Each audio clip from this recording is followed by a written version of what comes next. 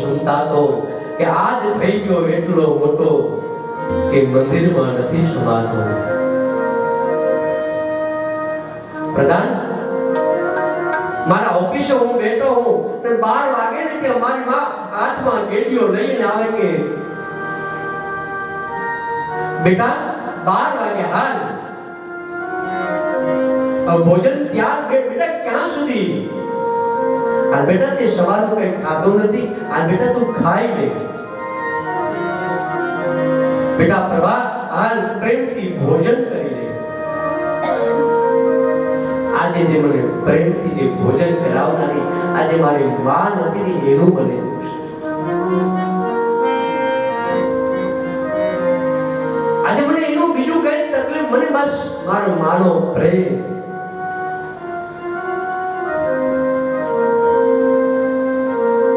જીવનમાં હંમેશા માં પ્રત્યે આજે જેની માં ને એને ખબર પડે. આજે કઈક એના આશીર્વાદ આજે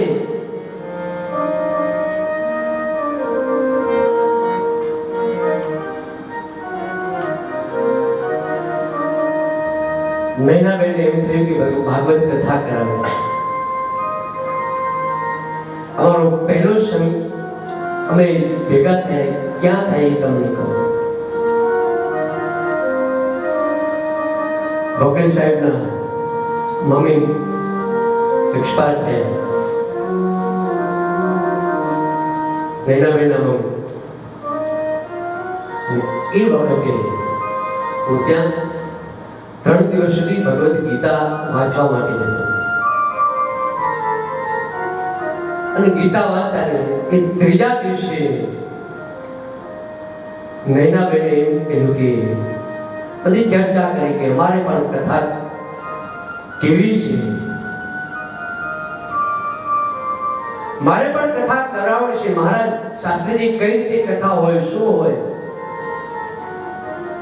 અત્યારે હું નૈનાબેનને એમ કહું છું, આ તમને જે બોલાવનાર બીજું કોઈ નહીં, એ તમારા મમ્મી હતા. એને તમને વિચાર આપ્યો કે ભાગવત કથા કરાવો. આજે નૈનાબેન એ સાસુ સસરા વણસાસુ સસરા એમને તો સદગતિ છે, પણ આજે એમના મમ્મી પણ એટલા આનંદમાં છે કે આજે મારા દીકરીએ માર્શલની અંદર જઈ અને ભાગવત કથા કરાવી.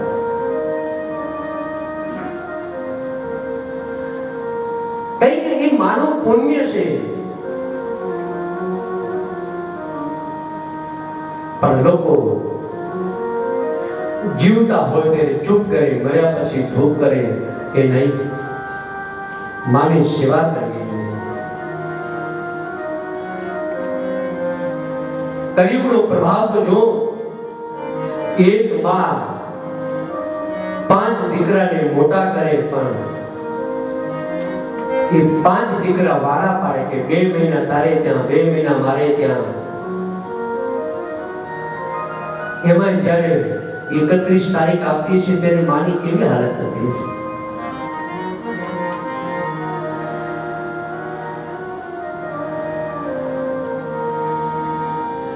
નથી કહું, સદા પણ કહું, આજે વૃદ્ધાશ્રમોનું વેઇટિંગ થઈ ગયું.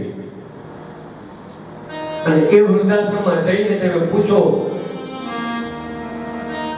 કે તમારું નામ શું, તમારી અટક શું, તો 80% એમ કહે છે બ્રાહ્મણ.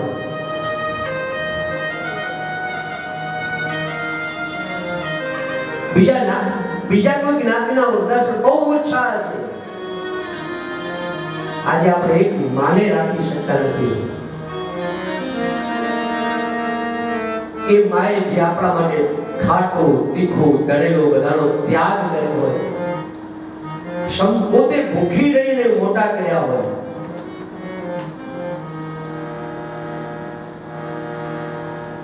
એક માને રાત્રે બરાબર 1 વાગ્યો ને યાદ આવ્યો, આજ તો મારા દીકરાનો જન્મદિવસ છે. પણ બા તો અલગ વૃદ્ધાશ્રમમાં રહે, મને વિચારવાનું શું કરવું. બાજુમાં ફોન હતો. ફોન લઈને રિંગ વગાડી. એક રિંગ વાગી, ફોન ના ઉપાડ્યો છો દીકરાએ. બીજી રિંગ વગાડી, ના ઉપાડી. ત્રીજી રિંગ વાગીને તરત જ વયું ઉપાડ્યો. ઓય કોણ બોલો? તો બેટા હું આ માં બોલું છું. અને તરત જ પહેલી બોલું, તમારી માને ખબર નથી પડતી? અત્યારે રાત્રે 1:30 વાગ્યો ફોન કરે છે. આ ઊંઘ બગાડે છે. અત્યારે લો તમારી માનો ફોન.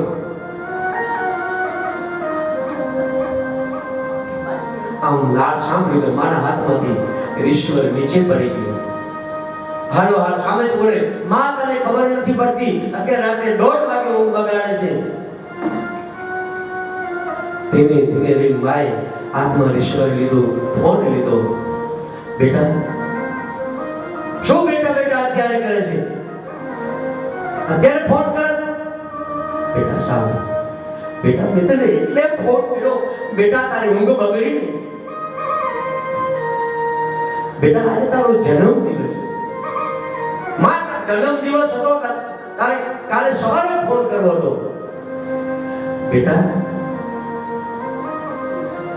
આજે રાત્રે તો આજે બરાબર 1:30 વાગે તારો જન્મ થયો હતો. મને એમ થયું લાય મારા દીકરાને હું ફોન કરું. તને ખબર નથી અત્યારે ફોન ના કરાય, એ મારી ઊંઘ બગાડી. એ વખતે રડતા રડતા એમ કે માં કહે, બેટા તારી ઊંઘ બગાડી તો ભલે બગાડી, પણ બેટા આજથી એ 27 વર્ષ પહેલા યાદ કર. એ 27 વર્ષ એ વખતે રાત્રિના સમયે મેં કેટલી વેદના સહન કરી હશે. અને એ વખતે મેં તેને જન્મ આપ્યો. મેં કેટલું દુઃખ સહન કર્યું.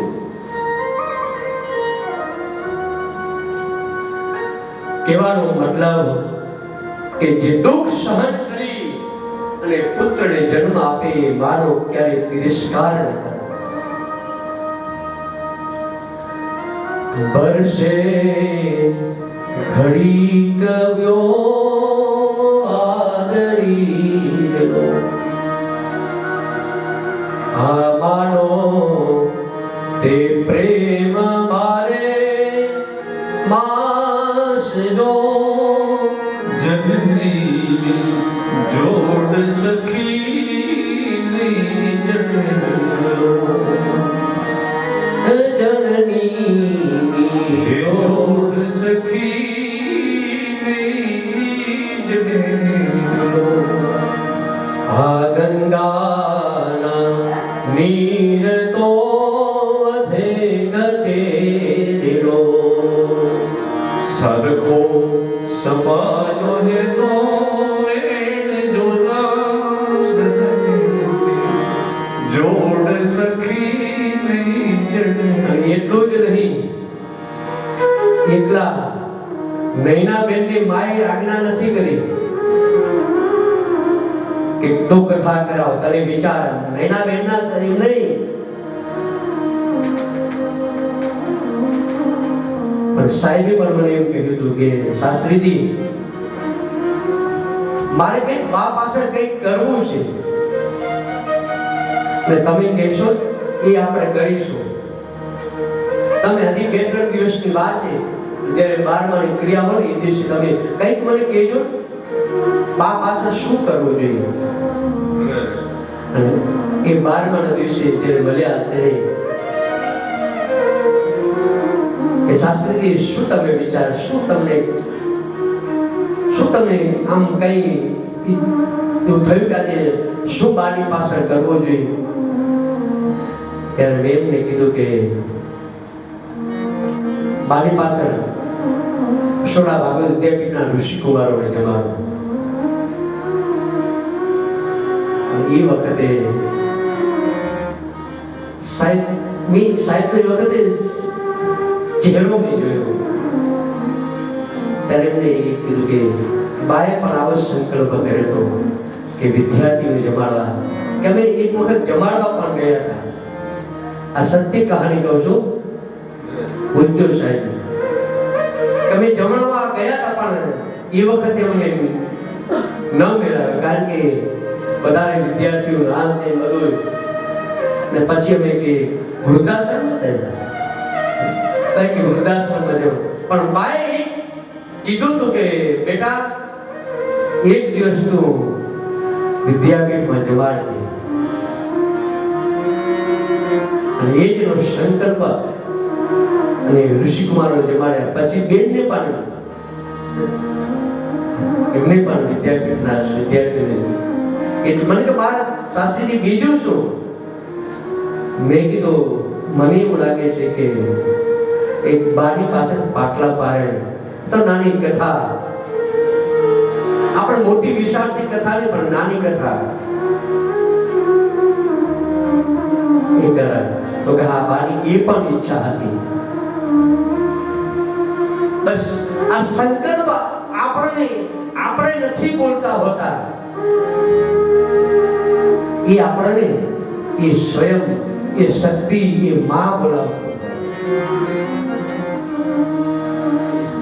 મને હજી નૈનાબેન હજી યાદ છે કે તમે આજે ચર્ચા કરી કે કથા કરાવી છે. આ તમે નહોતા બોલી રહ્યા, એ બા બોલી રહ્યા હતા. આજે એ આત્માને આજે આપણે પ્રાર્થના કરીએ, જે જગ્યા હોય આજે એને જ્યાં હોય ત્યાં આજે એને એક પુષ્પાંજલિ અર્પણ કરી. અને કેવા બાપો સરળ સ્વભાવ, રોવે રે પશુને રોવે પાંખી છોડી હાર્યા. શું બાનું નામ હતું? બાનું નામ દુર્ગા. અરે હો દુર્ગા બસ મી વિદાયો મારી સાંભળે, હો માં બસ મી વિદાયો તમારી સાંભળે. માતાજી અમને નો ધારા ખેલી ગઈ જાવને દુર્ગા.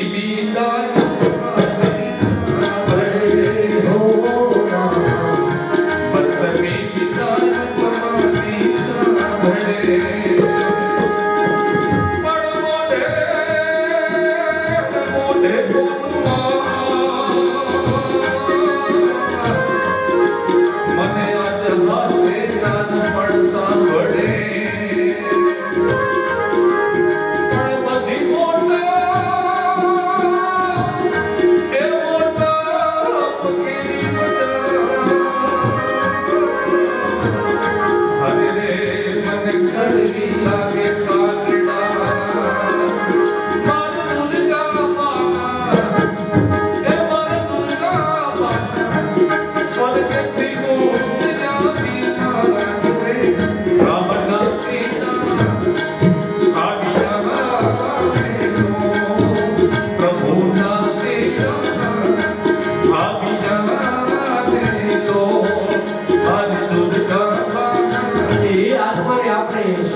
પ્રાર્થના કરી, ભગવાન નારાયણને પ્રાર્થના કરી રમણીક દાદાને સદગતિની પ્રાપ્તિ થાય,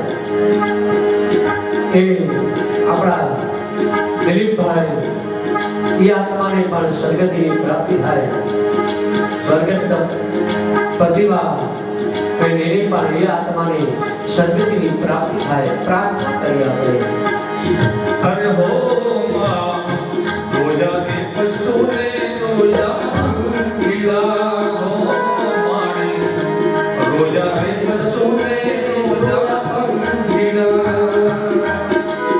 એ તમારા વિના રોગે ટૂટો પરિવારને બસ મેં પિતા તમારી સાંભળે હો ગાવા, બસ મેં પિતા તમારી સાંભળે હો માં, બસ મેં પિતા તમારી બોલો પિતૃનારાયણ દેવ કી જય. હવે નભાગે પિતૃની પૂજા કરી, સેવા કરી, એના વંશની અંદર અંબરીશ રાજા થયા. અને એ અંબરીશ રાજાએ એકાદશીનું વ્રત કર્યું. એકાદશીના વ્રતનું પાલન કર્યું, એક નિયમોનું પાલન કર્યું. એકાદશી કરી હોય એટલે દશમને દિવસે એક ટાઈમ ભોજન કરવું, એકાદશીના દિવસે ઉપવાસ કરવો અને બારસના દિવસે પારણા કરવા, એનું નામ એકાદશી. ઉપ એટલે નજીક, નજીક વાસ કરવો, એનું નામ એકાદશી. એકાદશીને દિવસે ભાત ન ખવાય, અન્ન ન ખવાય. જેટલું બને તેટલું ભગવાનનું સ્મરણ કરવું. એકાદશી કેમ આવી? કેમ બીજી કોઈ તિથિઓની એકાદશી કેમ?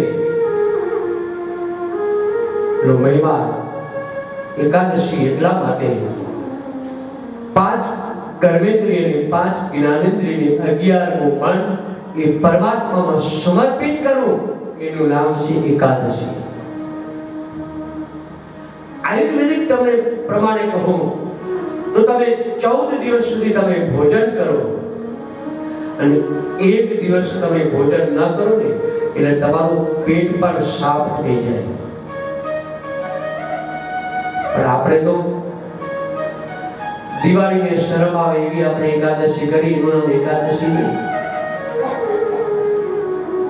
એવી એકાદશી કે જેથી આપણને તો નહીં, આપણા પિતૃને પણ સદગતિની પ્રાપ્તિ થાય, એવી એકાદશી કરવી જોઈએ. અને એકાદશીના દિવસે 108 વખત ભગવાનનું સ્મરણ કરવું, વિષ્ણુ સહસ્રનો પાઠ કરવો. વિશ્વં વિષ્ણુ વસનકારો ભૂત ભવ્ય ભવ પ્રભો ભૂત કૃત ભાવો ભૂતાત્મા ભૂત પાવના. ભગવાન વિષ્ણુ સહસ્રનો પાઠ કરો. આપણે વેદ બનાવ્યો હોય તો પુરુષ સૂક્તનો પાઠ કરવો. એ પણ ના આવડે, વિષ્ણુ સહસ્ત્ર ના આવડે તો 12 ગીતાજીના 12મો અધ્યાય અને 15મા અધ્યાયનો પાઠ કરવો. અને આમ સતત ભગવાનનું સ્મરણ કરતા એકાદશીનું વ્રત કરતા હોય ને 108 વખત ભગવાનનું સ્મરણ કરે ને તો પછી ક્યારે 108 આવતી, પછી તમે 108 વખત ભગવાનનું નામ ન લો ને એ સરકાર તરફથી પછી 108 આવે. એકાદશીનું ભગવાનનું મંત્ર જાપ, નજીક રહી ભગવાનનું પૂજા કરવી. બાકી એકાદશી કે મારે એકાદશીનો ઉપવાસ જાજુ જમતી નથી, મારે એકાદશીનો ઉપવાસ જાજુ જમતી નથી. બહુ ખબર છે ને આજે એકાદશી. આબા આજે એકાદશી છે. સવારના પેરમાં બે ગ્લાસ દૂધના ગટગટાવી ગયો. 10 વાગે બેટા, હા બા, હા આજે એકાદશી ભાષાનો